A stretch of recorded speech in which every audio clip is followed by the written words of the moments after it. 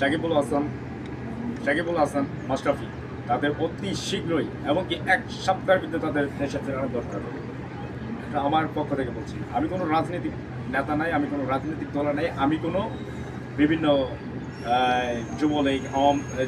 যুবলীগ যুবদল হ্যান ত্যান তারপরে জামাত ইসলাম কোনো সংগঠনে নেই। আমি অতি সাধারণ মানুষ থেকে আমি বলছি যে সাকিবুল হাসান এবং কি মাশরাফি আমাদের দেশের সম্পদ, তাদের অগ্রাধিকার আছে, তারা দেশের জন্য অনেক করেছে, তাদের অবদান অনেক, তাদের এই দেশের মাটিতে খেলার অধিকার আছে।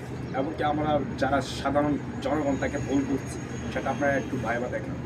কেন যখন সাকিবুল হাসান এবং কি মাশরাফি তারা যে দল করেছে তাদের পকেট ভারী করার জন্য বলো, সেটা আমি কখনো বিশ্বাস করি না। কারণ তারা দল করেছে অসহায় মানুষকে সেবা করার জন্য। আপনার মতো অসহায় মানুষদের যে অবদান তাদের আছে, অনেক লক্ষ লক্ষ টাকা তারা দান করেছে, অসহায় মানুষের পাশে দাঁড়িয়েছে, তাদের অবদান অনেক। আর আমরা যারা আছি সাধারণ কী করি, আমরা কী করতে পারছি? বড় বড় নেতারাই কী করতে পারছে? যখন একটা দেশের ভিতরে দুর্ভিক্ষ নামে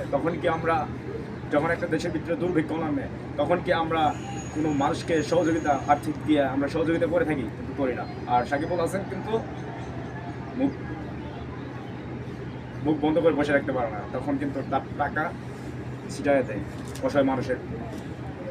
অসহায় মানুষের মাঝে। তো তাদের অবদান অনেক আছে। আমি মনে করি সাকিবুল হাসান এবং মাশরাফি তাদের অগ্রাধিকার যে পুনরায় আগে যেমন ছিল সেরকম দেওয়া থাকে, এবং কি এক সপ্তাহের ভিতরে তাদের দিতে হবে। আর বাংলাদেশের ভিতরে যারা ক্ষমতায় আছেন, আমি তাদের উদ্দেশ্যে বলতেছি, আপনারা ক্ষমতায় আছেন, কী জন্য আছেন, কার জন্য আছেন? সাধারণ মানুষ এবং কি ছাত্রছাত্রীদের বৈষম্য বিরোধী ছাত্র আন্দোলনের যে সকল ছাত্রছাত্রী ভাই বোনেরা অবদান অনেক তারা দিয়েছে।